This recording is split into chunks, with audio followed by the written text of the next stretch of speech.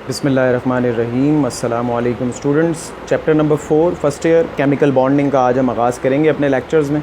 और सबसे पहले केमिकल बॉन्डिंग की definition, the force of attraction which hold two atoms और ions together in a molecule और कंपाउंड। वो फोर्स ऑफ अट्रैक्शन जो कि दो एटम्स या दो आयंस को जोड़ के रखती है किसी भी मॉलिक्यूल या कंपाउंड में, that force of attraction is called chemical bond. Let's say we have two ions, sodium ion and chloride ion। इन दो आयंस को एक साथ जो फोर्स ऑफ अट्रैक्शन जोड़ के रखती है और ये मिलकर NaCl बनाते हैं, वो क्या कहलाती है? Chemical bond. इसी तरह से हाइड्रोजन और हाइड्रोजन मिलकर H2 बनाते हैं, तो इनको भी कोई ना कोई फोर्स ऑफ अट्रैक्शन आपस में जोड़ के रख रही होती है। That force of attraction is called chemical bond. ठीक है जी, ये होता है केमिकल बॉन्ड। वो फोर्स ऑफ अट्रैक्शन, वो ताकत जो कि दो एटम्स या दो आयंस को किसी भी मॉलिक्यूल या कंपाउंड में जोड़ के रखे, उसे कहते हैं केमिकल बॉन्ड। फिर कोई एलिमेंट केमिकल बॉन्ड बनाता क्यों है? एलिमेंट केमिकल बॉन्ड इसलिए बनाते हैं ताकि अपने वैलेंस शेल को, आउटर मोस्ट शेल को वैलेंस शेल कहते हैं, कंप्लीट कर सकें और स्टेबलाइज हो सकें। ठीक है।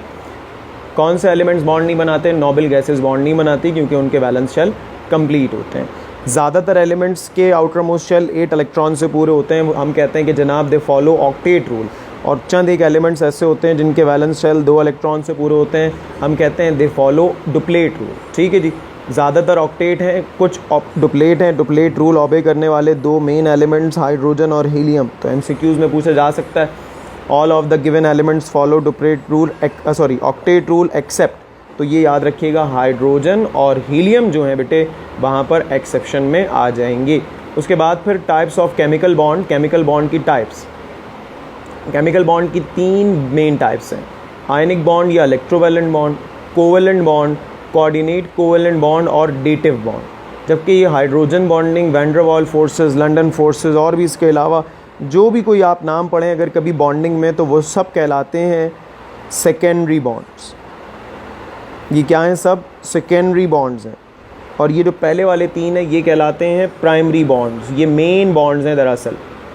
ये क्या हैं? Main bonds. ये बिल्कुल ऐसे ही है कि मिसाल के तौर पे एक बंदा अगर ग्लासेस लगा रहा है, तो ग्लासेस क्या हैं? सेकेंडरी हैं। वो उसको ज़्यादा बस बेहतर देख सकता है वो, लेकिन अगर किसी बंदे की आँखें ही नहीं है तो वो ग्लासेस लगाने का उससे कोई फ़ायदा भी नहीं है।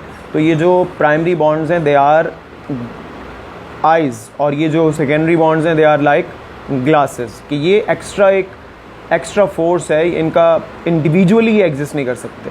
अगर आप समझ रहे हैं कि एक कंपाउंड उसमें कोवैलेंट बॉन्ड है, एक कंपाउंड है उसमें हाइड्रोजन बॉन्डिंग है और उसके अलावा कोई बॉन्डिंग नहीं है, ऐसा नहीं होगा। कोवैलेंट बॉन्डिंग के साथ कहीं हाइड्रोजन बॉन्डिंग मौजूद होगी। ठीक है बेटे। अब one by one in bondings को हमने डिस्कस करना है। सबसे पहले हम बात करेंगे आयनिक बॉन्ड की। क्या आयनिक बॉन्ड क्या होता है? Ionic bond is the bond which is form by the complete transfer of electron from the valence shell of one atom to another atom. एक ऐसा बॉन्ड जिसमें एक पार्टी इलेक्ट्रॉन लॉस कर दे और दूसरी पार्टी इलेक्ट्रॉन गेन कर दे, ऐसा bond कहलाता है जनाब आयनिक बॉन्ड या इलेक्ट्रोवैलेंट बॉन्ड। या दूसरे लफ्ज़ों में हम कहते हैं कि ये क्या है? Electrostatic attraction between ions. Positive और नेगेटिव आयंस के दरमियान जो अट्रैक्शन है, वो भी हम क्या कहते हैं? उसे आयनिक बॉन्ड ही कहते हैं या इलेक्ट्रोवैलेंट बॉन्ड भी कहते हैं। फिर अब आयनिक बॉन्ड बनने की कुछ शराइत हैं। हर दो एटम्स मुंह उठा के आयनिक बॉन्ड नहीं बना लेते। एक आयनिक बॉन्ड बनाने के लिए नॉर्मली जो हमारे पास कंडीशंस हैं, वो क्या होनी चाहिए? एक मेटल हो, दूसरा नॉन मेटल हो। फिर एक मेटल और एक नॉन मेटल होना चाहिए। दूसरी चीज़ होनी चाहिए, मेटल जो है वो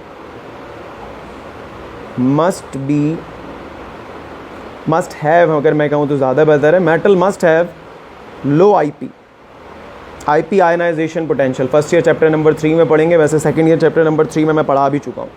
must have low ionisation potential मतलब it must loss electron easily. और नॉन मेटल कैसा होना चाहिए? हाई इलेक्ट्रॉन एफिनिटी, मीन्स कि वो आसानी से इलेक्ट्रॉन एक्सेप्ट करता हो। तो इसीलिए मेटल आम तौर पे जो आते हैं वो आते हैं ग्रुप 1A और 2A से, कभी कभी 3A का भी कोई मेटल आता है। यूजुअली 1A और 2A के मेटल्स होते हैं और कभी कभी किसके होते हैं? 3A के। जबकि नॉन मेटल्स आम तौर पे किसके होते हैं? 6A और 7A के। MCQs के पॉइंट हैं ये, बड़े काम के पॉइंट्स हैं कि आयनिक बॉन्ड इज़ फॉर्म बिटवीन, तो ऑप्शन दिया हुआ है मेटल ऑफ हाई IP, उसमें से आपने metal of low IP and non metal of high electron affinity पे टिक करना है। या आयनिक बॉन्ड इज़ फॉर्म बिटवीन, तो मेटल्स होते हैं यूजुअली 1A और 2A के, या फिर कभी कभी 3A का भी हो सकता है, और नॉन मेटल 6A और 7A के होते हैं। लास्ट पॉइंट है the electronegativity difference between atoms is 1.7 और ग्रेटर। जो दो एटम्स ये बॉन्ड बनाने लगे उनके दरमियान इलेक्ट्रोनेगेटिविटी का डिफरेंस 1.7 या उससे ज़्यादा होना चाहिए। अब दो एलिमेंट्स हैं, हाइड्रोजन और आयोडीन, ये मैंने आपको दिए हुए, मैंने पूछा इनके दरमियान कौन सा बॉन्ड बनेगा। आप ऐसे ही देख के अंदाज़ा तो नहीं लगा सकते, तो आपको मैंने इलेक्ट्रोनेगेटिविटीज़ भी दे दी। मैंने कहा the electronegativity of, sorry iodine नहीं है, फ्लोरीन है। Hydrogen is 2.1 and the electronegativity of fluorine is 4.0. Now which type of bond form between them?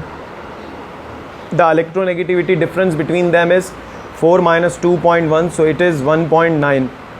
तो हमें लगता ये है कि इनके दरमियान आयनिक बॉन्ड बनेगा, मगर नहीं, आयनिक बॉन्ड नहीं बनता, इनके दरमियान कोवेलेंट बॉन्ड बनता है। क्यों? क्योंकि इनमें से कोई मेटल नहीं है, ये दोनों के दोनों नॉन मेटल हैं, and between two non metals the bond form is covalent bond.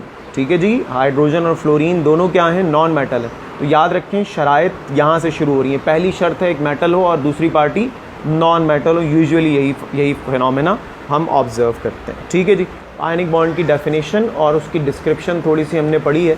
Now अब हम पढ़ेंगे आयनिक बॉन्ड की फॉर्मेशन। क्या पढ़ेंगे जनाब? आयनिक बॉन्ड की फॉर्मेशन, कि आयनिक बॉन्ड बनता कैसे है, और उसमें कुछ एनर्जीज़ जो इन्वॉल्व होती हैं वो हम आपको बताएंगे, कुछ वैल्यूज़ आपको बताएंगे। यहाँ पर जो हमारे कोर्स में फॉर्मेशन है आयनिक बॉन्ड की वो है NaCl में, formation of ionic bond in sodium chloride. Ionic bond की फॉर्मेशन सोडियम क्लोराइड या NaCl में। ठीक है जी, कितने स्टेप्स इन्वॉल्व होते हैं, क्या होता है, अब ज़रा हम इस पर तफसीलन गुफ्तगू करेंगे। तो आयनिक बॉन्ड की फॉर्मेशन में यहाँ हमने एग्ज़ाम्पल ली है NaCl की, वरना तो यहाँ पर कोई और भी एग्ज़ाम्पल हो सकती थी। किताब की एग्ज़ाम्पल कोई हमने डिस्कस करना है तो जनाब वाला it is completed in 3 step. 3 step का अमल है। ठीक है जी, ये मैं भी याद रखिएगा, अपनी किताब के हवाले से बात कर रहा हूँ, वरना ये 5 स्टेप में होता है एक्चुअली, और वो लेकिन हमारे कोर्स से बाहर की बात है तो हम इसीलिए उसको डिस्कस नहीं कर रहे हैं। ठीक है जी, तो ये 3 स्टेप का आपके पास प्रोसेस है। पहली चीज़, कोई भी आयनिक बॉन्ड अगर NaCl नहीं KCl होगा 3 स्टेप, लिथियम फ्लोराइड होगा 3 स्टेप, मैग्नीशियम ऑक्साइड होगा 3 स्टेप, याद रखिएगा। What is the first step? यहाँ पे पॉजिटिव आयन बनता है हमेशा पहले, और यहाँ पर हमारा पॉजिटिव आयन सोडियम है, तो इसीलिए पहला स्टेप होगा फॉर्मेशन ऑफ सोडियम आयन और Na पॉजिटिव। यहाँ पर होता क्या है कि जनाब सोडियम एटम करता है अपना electron loss, but this sodium atom must be in gaseous state and it is converted into sodium ion. अभी जो सोडियम एटम इलेक्ट्रॉन लॉस कर रहा है तो ये खुद ब खुद तो लॉस नहीं करता। आपको पता है कि किसी भी एटम में से इलेक्ट्रॉन निकालना है, किसी से कुछ निकलवाना है। आप सोचें ना, अगर किसी से कुछ निकलवाना है आपको तो खुद ब खुद तो नहीं देगा। आप अपने किसी दोस्त से कहें भाई मुझे ट्रीट दे दो, मुझे कुछ खाना खिला दो, तो नहीं खिलाएगा इतनी आसानी से, उसके लिए एफर्ट्स करनी पड़ती हैं। तो इसी तरह एटम में से इलेक्ट्रॉन निकालना है, इलेक्ट्रॉन को न्यूक्लियस अपनी तरफ अट्रैक्ट करके बैठा हुआ है, तो इलेक्ट्रॉन निकालने के लिए एनर्जी देनी पड़ती है। और सोडियम का इलेक्ट्रॉन निकालने के लिए बेटे जो एनर्जी देनी पड़ती है वो है 495 किलो जूल पर मोल। अब किसी भी एटम के आउटर मोस्ट शेल में से एक इलेक्ट्रॉन निकालने के लिए दरकार तवानाई की मिकदार क्या कहलाती है भाई? पढ़ाया है सेकेंड ईयर चैप्टर नंबर 3 में, फर्स्ट ईयर चैप्टर नंबर 3 में भी पढ़ रहे होगे या पढ़ोगे। आयोनाइजेशन पोटेंशियल, जिसको मैंने IP का नाम भी दिया था। ठीक है बेटे, ये हो गई IP, ionization potential, right. Second thing, sodium ion तो बन गया, दूसरा स्टेप, इलेक्ट्रॉन लॉस हो गया, फॉर्मेशन ऑफ क्लोराइड आयन। अब वो जो इलेक्ट्रॉन निकला है वो कौन एक्सेप्ट करेगा? क्लोरीन। और क्लोरीन गैशियस स्टेट में उस इलेक्ट्रॉन को बेटे जब एक्सेप्ट करेगा तो क्लोरीन कन्वर्ट हो जाएगा क्लोराइड आयन में। ठीक है जी। इस वक्त जो एनर्जी चेंज होगा उसकी वैल्यू होती है, अगर मुझे एक आध गड़बड़ हो सकती है, I think 348 kilo joule per मोल है। 348 होती है, I remember right, it is 348 kilo joule per mole. अब इलेक्ट्रॉन ऐड हुआ है, इस दौरान एनर्जी रिलीज़ हुई है। ज़रूरी नहीं है इलेक्ट्रॉन ऐड होते हुए हमेशा एनर्जी रिलीज़ हो, मगर इस दौरान एनर्जी रिलीज़ हुई है and this amount of energy is called, इस एनर्जी को क्या कहते हैं बेटे? Electron affinity. ये एनर्जी क्या कहलाती है? इलेक्ट्रॉन एफिनिटी कहलाती है। ठीक है जनाब, क्या अमल पूरा हो गया कि एक ने इलेक्ट्रॉन लॉस कर दिया, एक ने गेन कर लिया? नहीं, अभी तो आयंस का मिलना बाकी है। तो तीसरा स्टेप होता है बेटे फॉर्मेशन ऑफ क्रिस्टल लैटिस।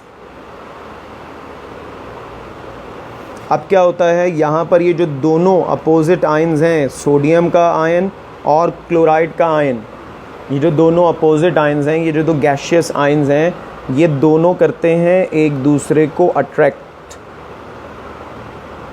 ये दोनों क्या करते हैं? एक दूसरे को अट्रैक्ट और बना लेते हैं सोडियम क्लोराइड सॉलिड, जिसको हम कहते हैं क्रिस्टल लैटिस। इस दौरान एक बहुत बड़ा अमाउंट ऑफ एनर्जी रिलीज़ होता है जो कि कहलाता क्या है? याद रखिएगा, ये जो तीसरा स्टेप है इसका पहले दोनों स्टेप की एनर्जी से कोई लेना देना नहीं है। पता चले समझ रहे हो, इनका सम होगा ये या इनको सब्ट्रैक्ट करने पे आएगा ये, नहीं। इस एनर्जी का इस स्टेप की एनर्जी से कोई लेना देना नहीं है। ये वाला जो अमाउंट ऑफ एनर्जी है बेटे, ये कहलाता है लैटिस एनर्जी।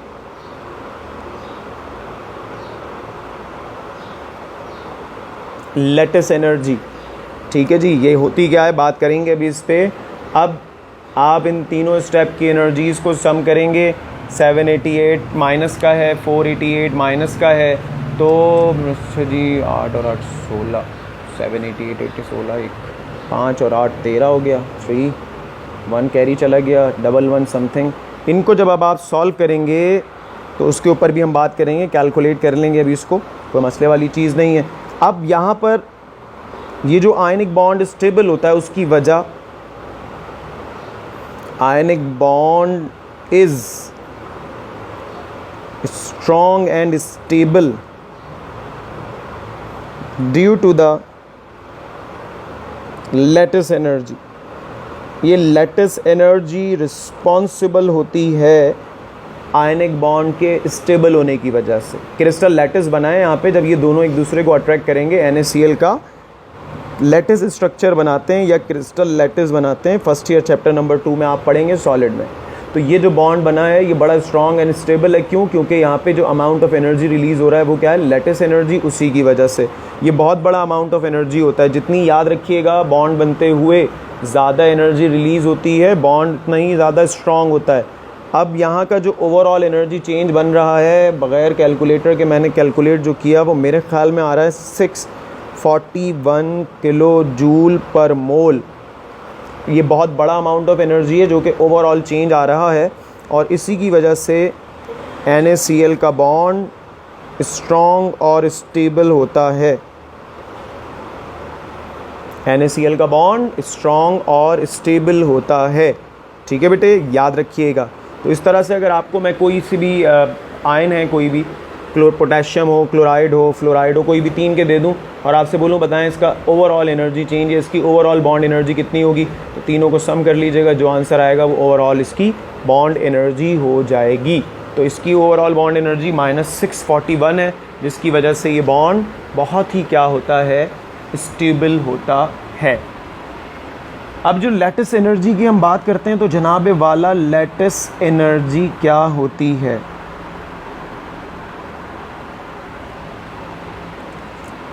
दो तरह से डिफ़ाइन करते हैं हम लैटिस एनर्जी को।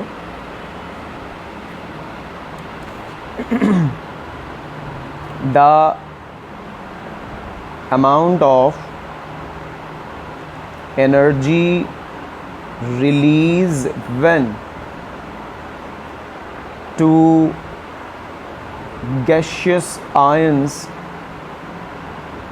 attract each other and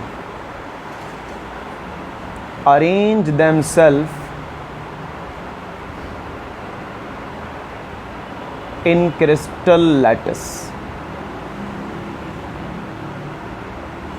attract करें और एक दूसरे को अट्रैक्ट करने के बाद अरेंज हो जाएं क्रिस्टल लैटिस में, तो उस दौरान जो एनर्जी रिलीज होती है उसको लैटिस एनर्जी कहते हैं। या कुछ जगहों पे ये डेफिनेशन ऐसे भी लिखी होती है, the amount of energy required to break a crystal lattice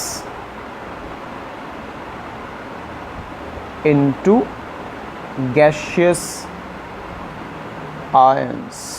ये जो क्रिस्टल लैटिस है, इसको तोड़ने के लिए जो अमाउंट ऑफ एनर्जी दरकार होती है वो भी लैटिस एनर्जी कहलाती है। अच्छा जी, अब लैटिस एनर्जी याद रखिएगा, LE लिख रहा हूँ, इसे डिपेंड करती है चार्ज पर, डायरेक्ट रिलेशन है चार्ज का। जितना चार्ज आयन पे ज़्यादा होता है उतनी उसकी लैटिस एनर्जी ज़्यादा होती है। ये थोड़ी सी एक्स्ट्रा आगे की बात है, कोर्स से हट के बात हो रही है। और इसका इन्वर्स रिलेशन होता है साइज से, मतलब आयन जितना बड़ा होगा लैटिस एनर्जी कम होगी, और आयन जितना छोटा होगा लैटिस एनर्जी ज़्यादा होगी। और चार्ज जितना ज़्यादा होगा लैटिस एनर्जी ज़्यादा होगी, चार्ज जितना कम होगा लैटिस एनर्जी कम होगी। ठीक है जनाब, तो ये आयनिक बॉन्ड की फॉर्मेशन इन NaCl और उससे रिलेटेड सारी की सारी आपके सामने बातें आ गईं। अब मुझे एक बात आपको बता रहा हूँ, यहाँ पे मैं लिखूँगा नहीं, वो सिर्फ वर्बली बता रहा हूँ कि जो कैरेक्टरिस्टिक्स होते हैं आयनिक कंपाउंड्स के, आयनिक कंपाउंड्स की जो प्रॉपर्टीज़ होती हैं वो क्या होती हैं। पहली बात तो ये कि सबके सब सॉलिड होते हैं रूम टेम्परेचर पे, सही है जी।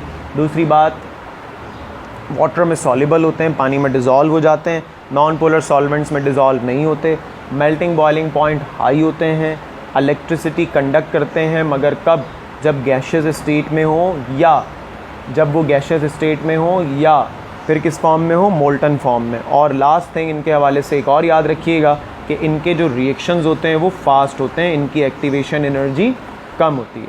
ठीक है जी, इनकी एक्टिवेशन एनर्जी क्या होती है बेटे, कम होती है, इनके रिएक्शंस क्या होते हैं, फास्ट होते हैं। ठीक है, ये आयनिक बॉन्ड से रिलेटेड वो इन्फॉर्मेशन थी जो कि हमने आपसे डिस्कस करनी थी। ये टॉपिक हमारा आयनिक बॉन्ड का यहाँ पे मुकम्मल हो गया। अब इस चैप्टर में हमने आयनिक बॉन्ड से रिलेटेड मज़ीद कहीं पर भी गुफ्तगू नहीं करनी। अब जो हम अपनी गुफ्तगू का आगाज़ करेंगे वो हम करेंगे रिगार्डिंग कौन सा bond, covalent bond. Covalent bond जनाब बड़ा ही ज़्यादा बनने वाला बॉन्ड है, क्योंकि दो एक जैसे एटम में ही बन जाता है, दो मुख्तलिफ एटम में भी बन जाता है, एक मेटल एक नॉन मेटल भी बना लेते हैं, दो नॉन मेटल भी बना लेते हैं। आयनिक बॉन्ड की तो कड़ी शराइत थी ना भाई कि एक मेटल होगा और एक नॉन मेटल होगा, ये वाली ड्रामेबाजियाँ इसमें नहीं होती। कोवेलेंट बॉन्ड, कोवेलेंट बॉन्ड के बारे में जो नॉर्मली हम कॉन्सेप्ट पढ़ते हैं वो क्या पढ़ते हैं, वो हम कहते हैं bond which is form by the bond which is formed by the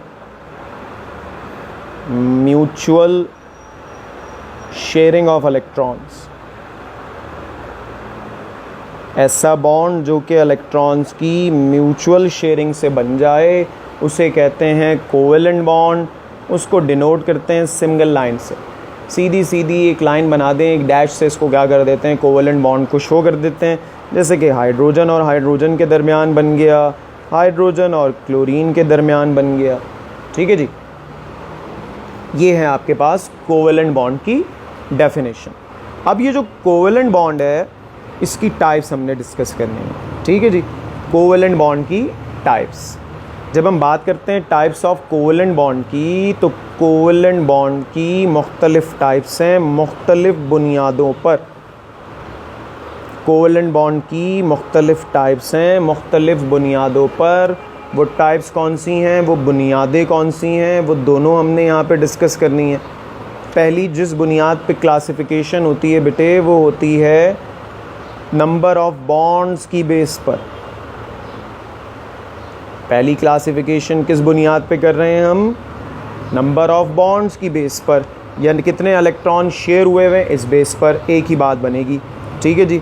इस बिहाफ पर हमारे पास पहली टाइप होती है सिंगल कोवेलेंट बॉन्ड। क्या होती है पहली टाइप?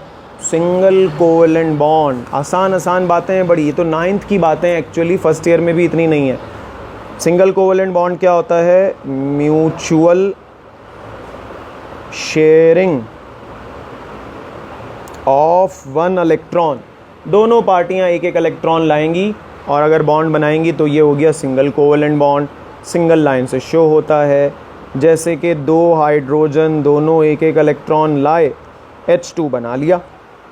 या फिर एक हाइड्रोजन था, एक थी क्लोरीन, क्लोरीन के पास आउटर मोस्ट शेल में 7 इलेक्ट्रॉन थे, हाइड्रोजन के पास एक था, दोनों ने शेयरिंग कर ली, HCl बना लिया।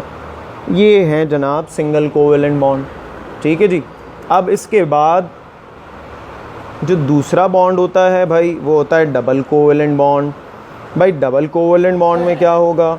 नाम से ही पता चल रहा है, नाम से ही पता चल रहा है। और क्या पता चल रहा है कि इसमें म्यूचुअल शेयरिंग कितने इलेक्ट्रॉन की होगी? कितने की होगी भाई? 2 इलेक्ट्रॉन्स की होगी। ये किससे शो कर देंगे जी? डबल बॉन्ड से शो कर देंगे, 2 लाइनों से शो कर देंगे।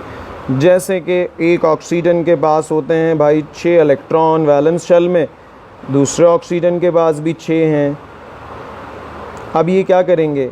इनको यहाँ बना देता हूँ ताकि शेयरिंग वाज़े हो जाए। ये शेयरिंग करके O2 बना लेंगे। फिर इसी तरह से CO2 है, कार्बन के पास होते हैं बेटे 4 इलेक्ट्रॉन। ये 2 इलेक्ट्रॉन एक ऑक्सीजन से, 2 इलेक्ट्रॉन दूसरे ऑक्सीजन से शेयर करके CO2 बना लेता है। ये भी डबल कोवेलेंट बॉन्ड है। ठीक है जी। और उसके बाद होता है जी triple covalent bond. Triple covalent bond में क्या होगा?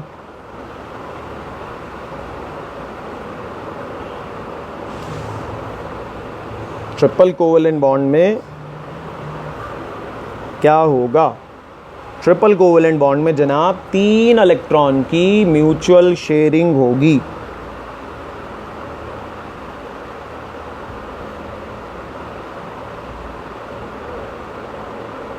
तीन इलेक्ट्रॉन की म्यूचुअल शेयरिंग होगी। इससे शो करेंगे, 3 लाइनों से शो करेंगे। एक नाइट्रोजन के पास आउटर मोस्ट शेल में 5 इलेक्ट्रॉन होते हैं, 3 अनपेयर्ड हैं, वो 3 शेयर कर लेता है दूसरे नाइट्रोजन से। इस तरह से जनाब N2 बन जाता है। और अल्काइंस चैप्टर नंबर 7 में सेकेंड ईयर में पढ़े हैं आपने, उनमें भी ट्रिपल बॉन्ड्स होते हैं, तो वो 3-3 इलेक्ट्रॉन की शेयरिंग कर रहे होते हैं। ये तो आपके पास हो गई एक क्लासिफिकेशन जिसमें सिंगल, डबल और ट्रिपल कोवेलेंट बॉन्ड के बारे में बात आ गई। अभी इनके हवाले से और भी गुफ्तगू करेंगे, इसके लिए हमें पहले ज़रा से एक चीज़ और पढ़ लें, फिर उस पर हम बात करेंगे। दूसरी चीज़ होती है nature of bond.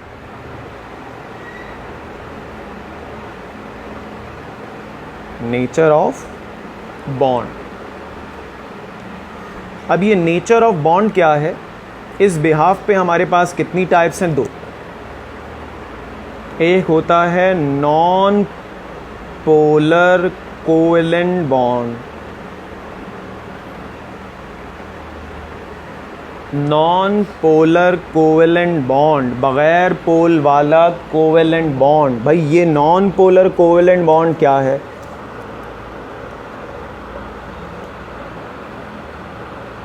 Covalent bond between similar atoms. एक जैसे नहीं, मिलते जुलते एटम्स के दरमियान अगर कोवेलेंट बॉन्ड बन गया वो नॉन पोलर है। ठीक है।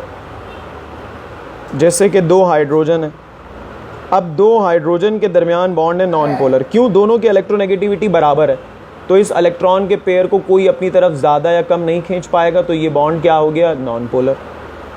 2 क्लोरीन है, दोनों एक जैसी इलेक्ट्रोनेगेटिविटी वाले एलिमेंट्स हैं, कोई भी नहीं खींच पाएगा ज़्यादा या कम, नॉन पोलर। एक अलग एग्जाम्पल है यहाँ पर मीथेन, यहाँ पे हालांकि इलेक्ट्रोनेगेटिविटी कार्बन की अलग होती है, हाइड्रोजन की अलग होती है, मगर डिफरेंस बहुत ही कम होता है। तो अगेन कोई भी अपने पास इलेक्ट्रॉन के पेयर को नहीं खींच पाता, तो ये भी क्या हो गई, नॉन पोलर। तो याद रखो बेटे, अगर एक जैसे एटम होंगे तो नॉन पोलर होगा, या अगर डिफरेंट एटम्स में कार्बन और हाइड्रोजन के दरमियान बॉन्ड बना हुआ है तो कार्बन और हाइड्रोजन का बॉन्ड भी नॉन पोलर होता है। Why? Because the electronegativity difference between them is very very low. ठीक है जी। अच्छा जी, इसके हवाले से एक पॉइंट आपको मैं और बताता चलूँ। किसके हवाले से जी? नॉन पोलर कोवेलेंट बॉन्ड के हवाले से। अभी हम एक और टाइप पढ़ेंगे, पोलर। ये उसके मुकाबले में वीक होता है, वीकर देन पोलर कोवेलेंट,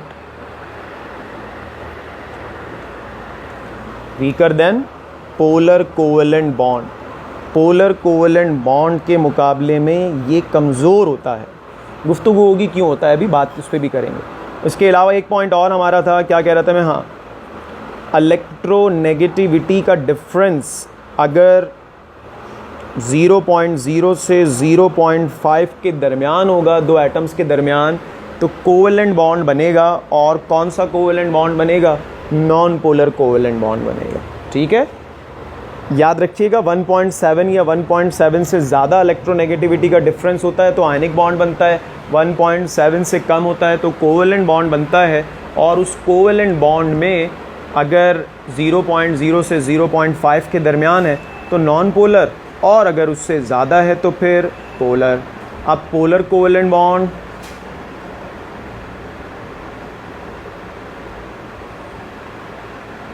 भाई ये पोलर कोवेलेंट बॉन्ड क्या होता है? दो मुख्तलिफ एटम्स के दरमियान बनता है, फॉर्म बिटवीन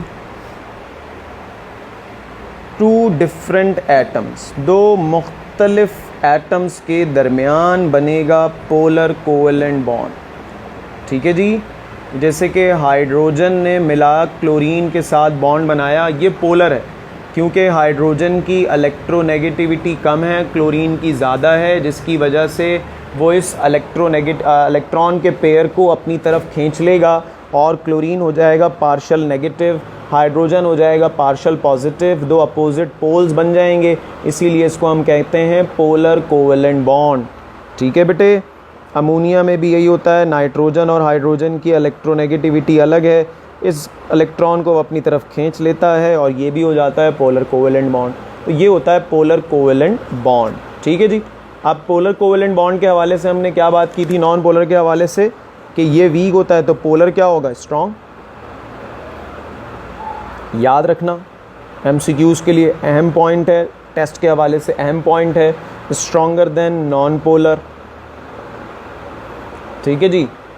और इसमें इलेक्ट्रोनेगेटिविटी का डिफरेंस जो होता है वो होता है 0.51 से 1.69 के दरमियान। ठीक है जी। ये हो गया आपके पास पोलर कोवेलेंट बॉन्ड। अब एक चीज़ होती है जनाब वाला, बॉन्ड एनर्जी। क्या होती है? Bond energy. ये बॉन्ड एनर्जी क्या है? Energy release during the formation of a bond. कोई बॉन्ड बनते हुए जो एनर्जी रिलीज हो रही हो वो, या energy require to break a bond, एक ही बात है। दोनों क्या कहलाती हैं? बॉन्ड एनर्जी कहलाती हैं। कोई बॉन्ड तोड़ने के लिए जो एनर्जी दरकार हो या कोई बॉन्ड बनते हुए जो एनर्जी रिलीज़ हो, वो दोनों एनर्जी बॉन्ड एनर्जी कहलाती हैं। तो हम कह सकते हैं बॉन्ड का तोड़ना जो होता है वो होता है एंडोथर्मिक, और बॉन्ड का बनना जो होता है वो होता है एक्सोथर्मिक। ठीक है। अब जैसे कि हाइड्रोजन है, दो एटम्स मिलके H2 बनाएंगे, उस दौरान एनर्जी रिलीज़ होगी कितनी होगी 104 किलो कैलोरी पर मोल। ये हो गई इसकी बॉन्ड एनर्जी। सिमिलरली जब ये हाइड्रोजन के दरमियान बॉन्ड आप तोड़ना चाहोगे, एनर्जी देनी पड़ेगी। कितनी देनी पड़ेगी? 104 किलो कैलोरी ही देनी पड़ेगी। ये है जनाब वाला बॉन्ड एनर्जी का कॉन्सेप्ट। ठीक है जी। पोलर बॉन्ड की बॉन्ड एनर्जी नॉन पोलर से ज़्यादा होती है, याद रखिएगा। पोलर बॉन्ड की बॉन्ड एनर्जी नॉन पोलर से ज़्यादा होती है, याद रखिएगा, भूलिएगा नहीं। ठीक है। इसी तरह से एक और चीज़ यहाँ पे बता दूँ, ट्रिपल बॉन्ड की बॉन्ड एनर्जी ज़्यादा होती है डबल बॉन्ड से। डबल बॉन्ड की बॉन्ड एनर्जी ज़्यादा होती है सिंगल बॉन्ड से। खुद सोचें, यहाँ पे आपको 3 बॉन्ड तोड़ने तो ज़्यादा एनर्जी देनी पड़ेगी, 2 बॉन्ड तोड़ने तो कम एनर्जी देनी पड़ेगी, 1 बॉन्ड तोड़ना है तो और आपको कम एनर्जी देनी पड़ेगी। तो अगर आपसे पूछूं मैं कि H2 दे दूँ ऑप्शन में, O2 दे दूँ ऑप्शन में, और इसी तरह से Cl2 दे दूँ और N2 दे दूँ, और आपसे पूछूं which of the given molecule has the highest bond energy, तो आपने पहले तो देखना है ये सब के सब क्या है, नॉन पोलर हैं। तो नॉन पोलर है, उसके बाद देखोगे कि इनमें से किस में डबल बॉन्ड है, किस में ट्रिपल बॉन्ड है, किस में सिंगल बॉन्ड है। इसमें हाइड्रोजन में सिंगल होता है, ऑक्सीजन में डबल होता है, क्लोरीन में सिंगल होता है, नाइट्रोजन में ट्रिपल बॉन्ड होता है। तो बेटे सबसे ज़्यादा बॉन्ड एनर्जी इसमें किसकी होगी? आपका जवाब क्या होगा इस सिलसिले में? आपका जवाब होगा सर नाइट्रोजन की बॉन्ड एनर्जी इस केस में सबसे ज़्यादा है। ठीक है बेटे, ये है बॉन्ड एनर्जी का कॉन्सेप्ट। अब एक और चीज़ होती है हमारे पास, बॉन्ड लेंथ। बॉन्ड लेंथ, ये बॉन्ड लेंथ क्या है? बॉन्ड लेंथ क्या है? Distance between the nuclei of 2 bonded atoms. 2 atoms जिन्होंने बॉन्ड बना लिया है, उनके न्यूक्लियस के दरमियान, जो न्यूक्लियाई, न्यूक्लियस का प्लूरल होता है, जो डिस्टेंस है, that distance is called bond length. ठीक है जी। अब यहाँ पर याद रखिएगा, बॉन्ड एनर्जी का बॉन्ड लेंथ से इन्वर्स रिलेशन है। बॉन्ड एनर्जी का बॉन्ड लेंथ से इन्वर्स रिलेशन है।